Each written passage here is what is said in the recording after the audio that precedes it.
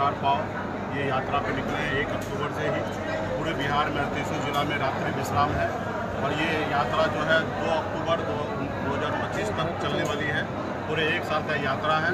ये 3 चरण में यात्रा है। पहले चरण में रात्रि विश्राम करके पार्टी कैडर को मजबूत करना, उसके बाद का कार्यकर्ता सम्मेलन करना और उसके बाद निषाद सम्मेलन करना।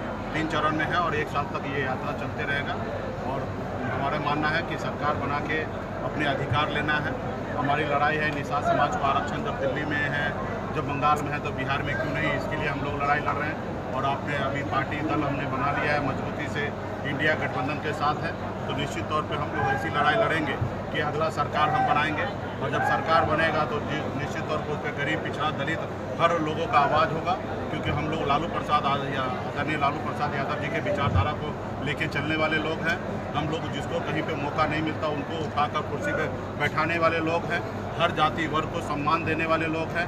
हम किसी के साथ ईर्ष्या रखने वाले जाति धर्म के लोग नहीं हैं। हम किसी को पीछे करने वाले लोग नहीं हैं। हम अपना हक अधिकार हमें चाहिए और दूसरे का भी हक अधिकार उनको देना हमारा कर्तव्य और फर्ज बनता है। तो इसके लिए पार्टी को मजबूत करने के लिए उतरे हुए हैं मैदान में, ताकि अगली सरकार बने। तेजस्वी प्रसाद यादव जी के नेतृत्व में बिहार में सरकार हम बनाएं, उसमें निषाद का बेटा डिप्टी सीएम हो, सरकार में हमारी भागीदारी हो, सरकार में हिस्सेदारी हो और सरकार में भारत के संविधान के दायरे में रहकर हर लोगों के लिए न्याय करें। जो कभी हमारे स्वर्गीय आदरणीय रामविलास पासवान जी ने आवाज़ दिया था, हम उस घर में दिया जलाने के लिए चले हैं जहां सदियों से अंधेरा है। तो निश्चित तौर पे हम लोगों का कल्पना सोच वही है कि जहां पे अंधेरा है, जहां पे कमी है, जहां पे लाचारी है, मजबूरी है, वहां पे कैसे लोगों को सरकार का मदद पहुंचे। आज सरकार में है, जिनकी सरकार है उनकी अपनी है। आज देखिए नरेंद्र मोदी जी 10% आरक्षण EWS लागू किए, हमें विरोध नहीं है, क्यों लागू किए। निश्चित तौर पे अगर उनको एहसास हुआ कि सामान्य वर्ग में हमारे भाई गरीब है, पिछड़ा है, उनको आगे लाने के लिए 10% आरक्षण देना चाहिए, तो निश्चित तौर पे उन्होंने पॉलिसी बनाए। लेकिन और भी देखने की आवश्यकता है। बहुत सारे जाति धर्म के लोग जो है वो बहुत पीछे रह गया है। आज निषाद समाज जैसे लोग पीछे रह गया। आज सरकार का पॉलिसी हमारे प्रति भी होना चाहिए कि निषाद का भी आरक्षण दे। लेकिन आज हम कई सालों से लड़ाई लड़ रहे हैं, लेकिन हमारा सुनने वाला कोई नहीं है। तो ये कब होगा? जब हमारी अपनी सरकार होगा, हमारे विचारधारा की सरकार होगा, हमारे सहयोग से सरकार होगा, तो निश्चित तौर पे भारत के संविधान में के दायरे में रहकर हम आरक्षण लागू करेंगे। तो आज इसके लिए हम लोग मजबूती से पार्टी को मजबूत करने के लिए आज बेगूसराय जिला आए हैं और जिला में पार्टी के नेतागण भव्य स्वागत किए। बड़ी संख्या में पार्टी के नेतागण, कार्यकर्तागण यहाँ पे आए हैं और बूथ स्तर पे पार्टी कैसे मजबूत हो उस पर हम लोग काम करेंगे। 4 विधानसभा में उपचुनाव होने, क्या भूमिका आपकी रहेगी? हमारे इंडिया गठबंधन से वहाँ पे हमारे 4 कैंडिडेट हमने उतारा है और मजबूती से हमारे पार्टी के लोग वहाँ पे मजबूती से काम कर रहे हैं और हम लोग भी वहाँ पे प्रचार और चर्चा करेंगे और चारों के चारों सीट जीतेंगे और आगामी जो विधानसभा चुनाव होगा उसमें मैक्सिमम सीट जीतेंगे। प्रशांत किशोर भी इस चुनाव में अपना उम्मीदवार दिए। यहाँ 2 उम्मीदवार को बदला भी गया है, कितना फैक्टर होगा ये?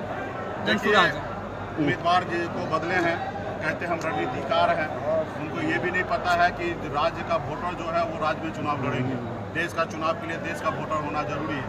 तो आज उनको कैंडिडेट बदलना पड़ा और पूरे बिहार में हजारों लोगों को एम्प्लॉय बना के काम करा रहे हैं। राजनीति जो है वो एम्प्लॉय के बेस पे राजनीति नहीं चलने वाला है। अगर ऐसा होता तो अडानी अंबानी भी राजनीति में उतर कर और पूरे देश में हर ब्लॉक में, हर पंचायत में एक एम्प्लॉय को खड़ा करके और देश का प्रधानमंत्री बन सकते हैं। लेकिन ऐसा नहीं है।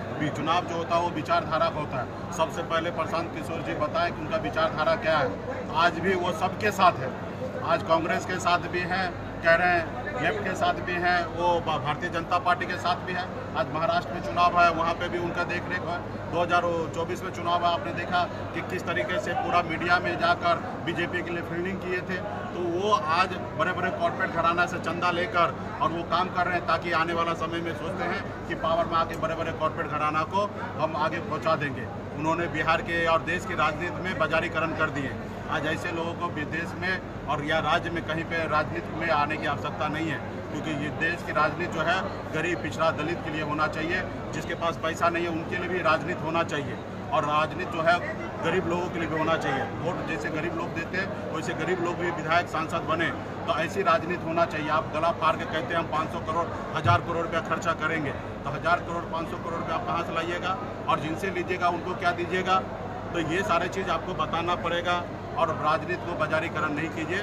जो राजनीति हमारा बाबा साहब भीमराव अम्बेडकर ने संविधान बनाया, लोकतंत्र बनाया, उस लोकतंत्र को जिंदा रहने दीजिए, प्रजारीकरण नहीं बनाइए। धन्यवाद। आपकी दावेदारी कितनी रहेगी अगले चुनाव में? आपकी दावेदारी क्या रहेगी?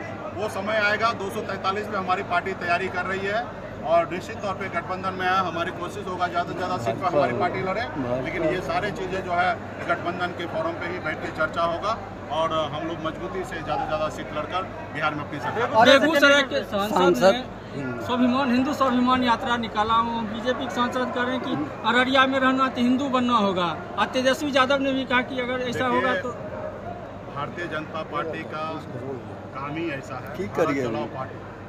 आप बताइए, इस देश में बाबा साहब का देश है, हमारे महात्मा गांधी जी का देश है, अटल बिहारी वाजपेयी जी का देश है, अब्दुल कलाम आज़ाद जी का देश है। आप बताइए, ऐसे देश में इस तरीके का भाषा का प्रयोग कर रहे हैं, क्या ये समाज में सही है? और एक पार्टी का बड़ा नेता, देश का मंत्री, और वो ऐसे एक जाति, एक धर्म के लिए अगर इस तरीके से नफरत फैलाए तो ये देश के लिए सही नहीं है। तो ये लोग नफरत की राजनीति करते हैं। आप बताइए, 83% हिंदू, आज उनको सोचना है, आपका देश आपका है, राज कर रहे हैं, आपकी भारतीय जनता पार्टी का पिछले 14 से 11 साल से सरकार है, उसके बाद भी आप इस तरीके से, ये लोग कुछ नहीं, नफरत फैलाने वाले लोग हैं, देश में दंगा कराने वाले लोग हैं और ऐसे लोगों का कोई वजूद नहीं।